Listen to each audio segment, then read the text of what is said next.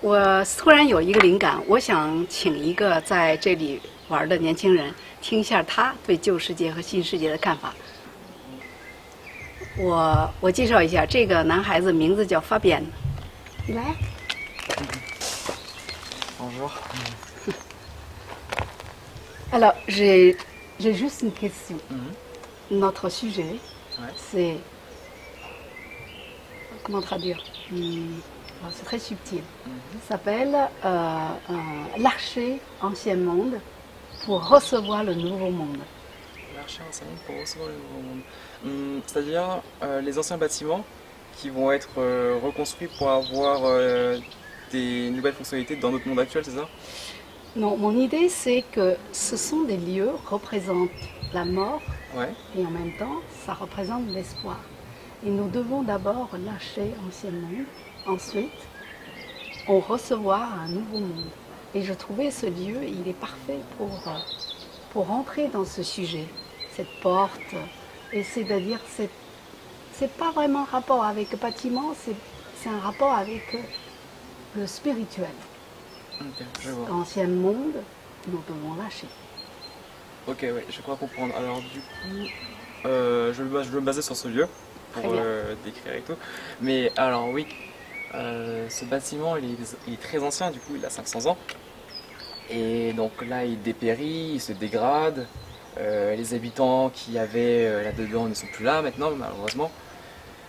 Et c'est un lieu qui est laissé à l'abandon.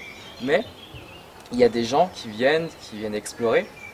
Et quelque part ce lieu qui était vraiment délaissé va avoir un nouvel espoir en fait. Parce que il était plus de tout connu et vu que maintenant il est abandonné, ça va attirer la curiosité d'autres personnes. Et ces personnes quelque part vont un peu faire revivre je dirais même la vie de ce lieu.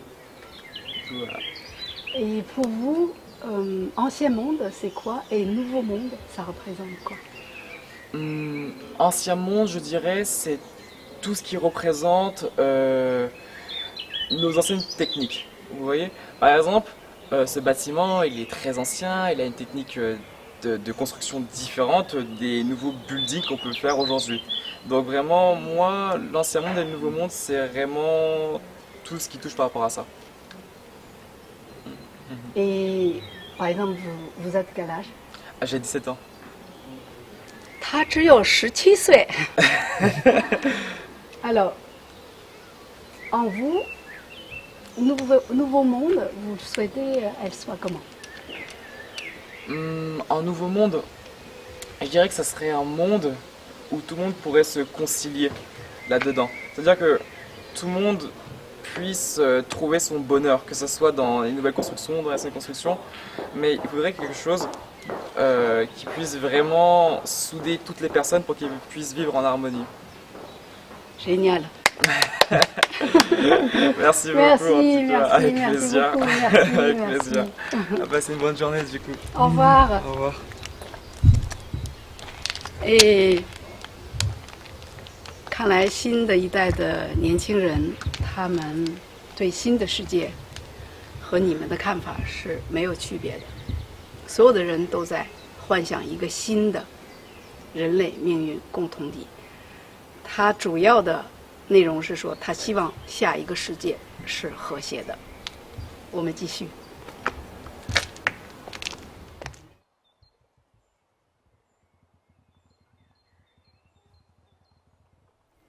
法变呢，这个17岁的法国黑白混血，在这座著名的500年之久的废弃城堡对我们说，他希望一个更和谐的新世界。这也是我们每一个人的心愿。不管有多少次大大小小的变革在这个世界上，每次变革都是本着一个更高的精神名义。从商鞅变法、文艺复兴、哥白尼的日心学说，到牛顿的地心引力和爱因斯坦的相对论，随之而来的都是战争。每个战争的口号都是以人类的最高名义大开杀戮的。接下来那些胜利者就又沦落到如何占有该地区所有的经济资源，使少数人独自过上他们的幸福生活，这样一个庸俗的内容中，一寸都高不上去了。人类的精神一直无法与物质合一，使这些变革通通流产。变革者们都曾经在学校学习过一大堆的知识。知识有2个大方面，精神方面，比如西方的圣经，东方的道德经、佛经，印度的吠陀经，阿拉伯语系的古兰经，然后就是大量的从古至今人们积累起来的知识，生物学、经济学、科学方面等等的大量知识。当然，在发展机械创作方面是非常必要的。任何知识到目前为止都是有局限的，它不仅是别人的，同时这些知识它所起到的作用只是让你找到一个职业。先不说你是否喜欢你的职业，只问问自己来到人间只是为了找到一个挣钱多的职业吗？由于人类一直局限在2元对立的世界中，所有的知识也只能局限在物质显化上，而创造物质的源头并未显化。物质世界是精神世界的投影。如果人类一味地试图在投影上进行变革提升，是一个妄想，因为没有内在作为基石。我们如果不先种树，又怎么可以在没有那棵大树的条件下坐在树荫下乘凉呢？我们渴望和谐圆满，如果不从我们每一个人的心内长出一棵参天大树的话，我们用概念去策划，去高谈阔论着新世界的到来，那就如同我们一起坐在旧世界的太师椅上，办公室的空调下，在废墟中，在送货人的摩托车上，在饭局上一边撕着鸡腿一边望梅止渴。我们可以数辈子的停留在这个假的提升中，再也出不来。我们等待着一个圣贤来解决一切问题吗？可是圣贤们已经来过，他们不会再次回来。剩下的路是需要我们用自己的脚走出自己的路。许多人以为上路的时候背上干粮，也就是一些知识，引用佛和老子的话，可以确保他们的正确性。但是知识是求道的障碍，它不仅是别人的，而且也是外面的。佛陀、基督、老子，他们走出的路是他们给我们指出的方向。夕阳西下啊，太美了！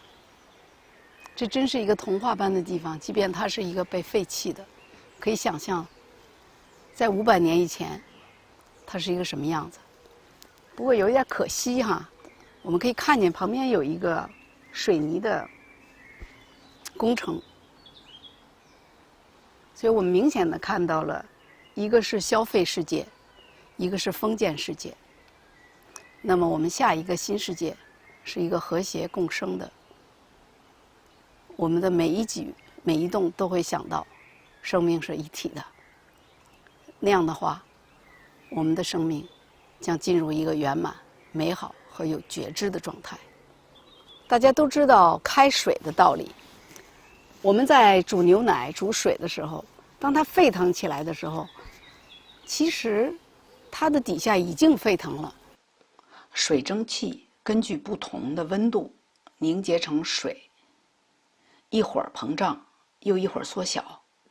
这个过程使温度不断的上升，这是一种震动，震动与水壶固有的频率相同，共振产生了声音，热气泡越来越增多了，声音也越来越大。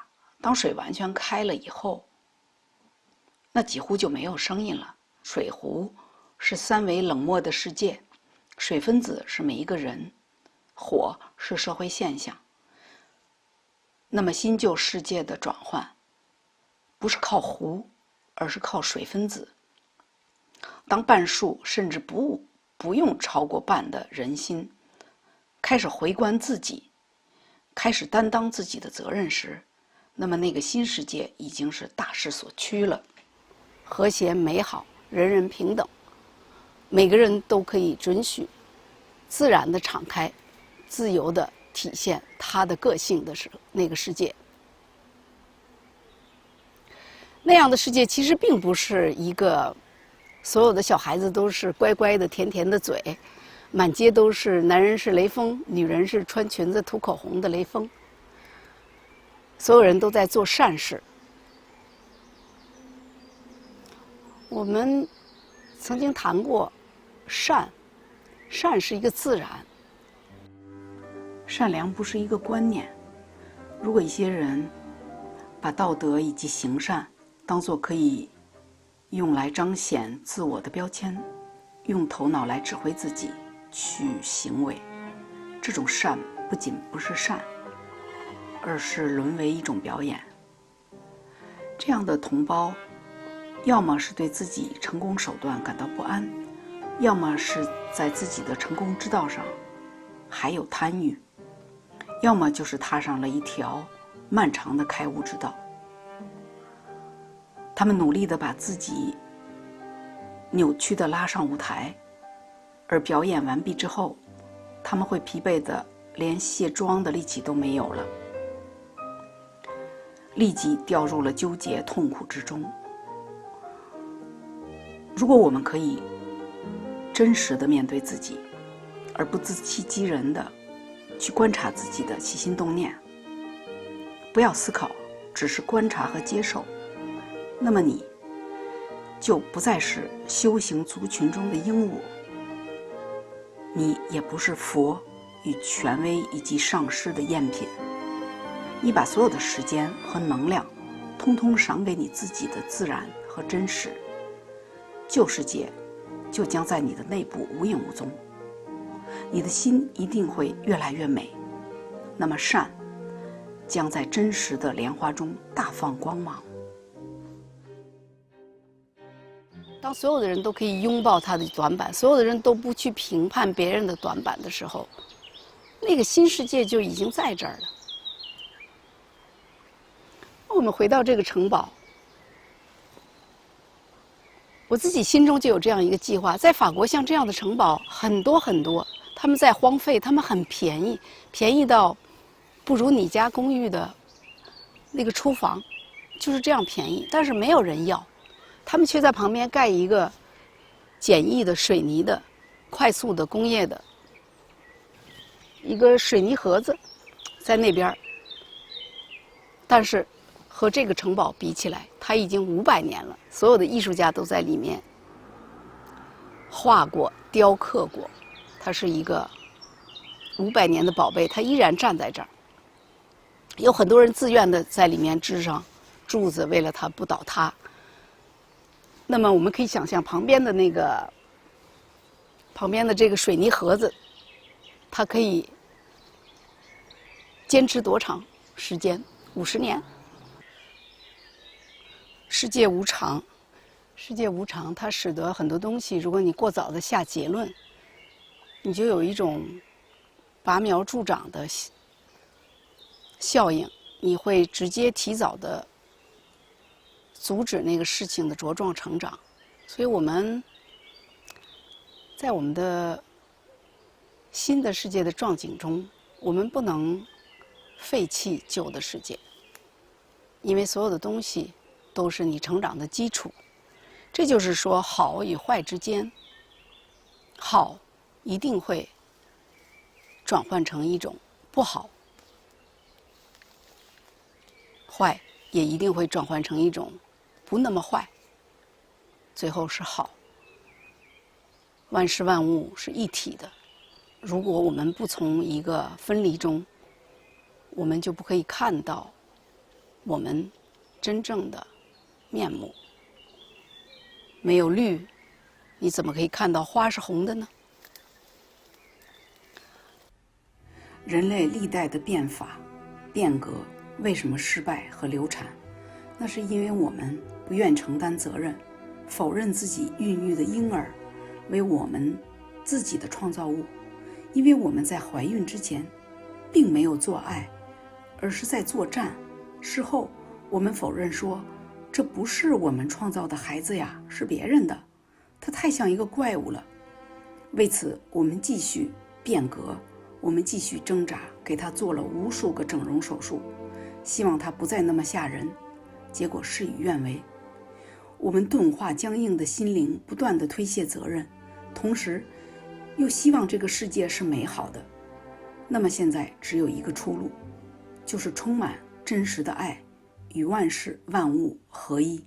在那个当下，我们才可以怀上一个圆满新世界的宝宝。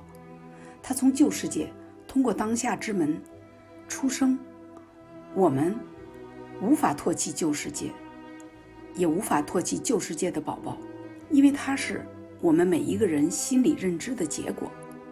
只要今天，只要当下，我们了解了自己的过往，那是如此的重要。我们会冲回去，抱起被我们唾弃、否认的宝宝，感恩他。我们会在自己的圆满中滋养他，迎接他的再次出生。那件事情不是在未来将要发生的，而是当下的，是即刻的。所有的事情在三维世界它都是相对的。当我们在匮乏中，我们撞景一些事情，在这个撞景中，只是你的念促使你去行动，你的行动给你带来经验。什么最重要？就是经验。新世界、旧世界对我们来说都是丰盛的资源，在我们能量转换的过程中，我们会带着所有这些经验，成为我们一个真正的圆满的神圣的生命体。它的所有的经验不是靠别人告诉你，然后你乖乖的去执行。其实我们已经很多年、很久、成百上千的年代里，我们都是以祖辈的生命经验来作为我们自己的生命基础。但是这个经验不是你的，你没有用自己的腿把它走出来，就是这种刚强的认知。他们虽然是在量子方面都是粒子和分子的运动，但是实际上当你有坚强的意志的时候，集体的刚强的意识的时候，它就会是呈现这个钢筋水泥。科学家如果进入所有的这些钢筋水泥，他们会看到里面是完全在活动着、运动着的分子。生命就是这样，它一直在运动，一直在运动。无常就是因为我们在运动，它在转换。它生命真正的目的是进化。我们创造了一个世界，我们看到了它，我们体验到它，我们认为可能还不够和谐，我们将创造下一个世界。所以任何一个世界，你都应该负起100%的责任。人类已经完全征服了地球以及地球上所有的物种。我用征服一点都不过分。人类真的以为大自然是他们要征服的对象，但是大自然是宇宙安置给我们的，安置给我们灵魂的一个场域。它是有生命的，它是活的，连石头都是活的。如果一个科学家进入石头，他们会看到石头是在以他的意识水平高速的运动。你以为我今天在他面前说呀，指手画脚啊，是偶然的吗？那么在盖这座城堡之前，这些石头又是怎样的呢？我们现在就要学着像一个新时代的人类，无论看到什么都静静的与那个万事万物链接在一起。这其实就是中国人常说的识缘，人与石头是有缘分的。有许多的诗歌都谈论到赏石于风尘之外，石的美，中国人称为静，人石一体，我们是互相在选择的。我为什么选择了这座废弃的城堡来跟大家做这次分享呢？那一定要问问这个石头，谁知道埃比亚农这个城堡也许在新世界中有一个新的命运。宇宙在大爆炸的那一刻，把它自己分成了无数个碎片，它通过这样的方式去得知他是谁，感知他。所以经验不是祖先的经验，是我们自己的经验是最重要的。但是如果有一天你可以引用你自己，你可以每句话都说出你自己在那个路上看的一道道风景，以及你可以说出它的味道，它的感觉，你完全不带评判，然后你回头看你的路程，你会说谢谢你们，谢谢这个旧的世界。我们只要把心中装满了杂物的抽屉打开，看看里面有什么。那里面装的是旧世界，那里是纠结、冲突、自我矛盾、愚昧以及沮丧。彻底把这些东西都清理出去，最好连抽屉都扔了。这样的话，我们就有了空间，让这个空间里最小的却具备了永恒价值的生命种子发芽。它将长成什么样的树并不重要，重要的是你是否真实。既然我们把心都融入到了一个大生命体中，剩下的还需要你戒备森严的去监控吗？一颗空灵的心是自由不偏不倚的，而监控的心是三维的认知所造成的封闭、无明、自私。我们可以打一个比方，三维的认知创造了所有的纠结、猜疑、虚假。这些认知，也就是庸俗的思想，像一根根的绳子，把人们拴在柱子上。我们一刻不停地捍卫着自己绳子范围之内的小我，不受到批评和威胁。有夸奖就喜滋滋的，有直言者就把它当作是对自我的攻击和贬低，憎恨直言者甚至老死不相往来。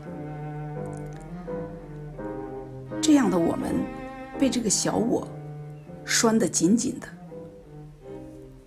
鼠目寸光，而我们内部本然的自由与爱完全被自己勒得不能喘息。我们越挣扎，绳子就越小，直到被勒死之前，它也许会仰望天空，发现了自由的云、鸟儿和这根通天彻地的柱子。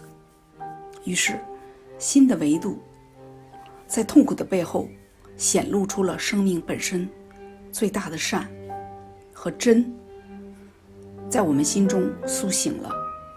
那时心中的冲突就停止了，小我也无用武之地，平静降临。我们准备好了，准备好迎接那个新世界。我们自己是怎样的，这个世界就是怎样的，不需要找到谁来当这个不和谐世界的替罪羊、替罪人、替罪的政府、替罪的国家。我们唯一的出路只是警觉地看着我们自己，勇敢地揭开每一块遮羞布，满怀慈悲地为自己清理伤口，去清除污秽，加速自我修复，再也不和自己做斗争，别人也会停止斗争，让一场空前的大雨洗涤一切的伤痛，和谐的世界就悄然降临了。美开始活跃，生命的舞台迅速出现。这个时候，那个真实的创作已经完成了。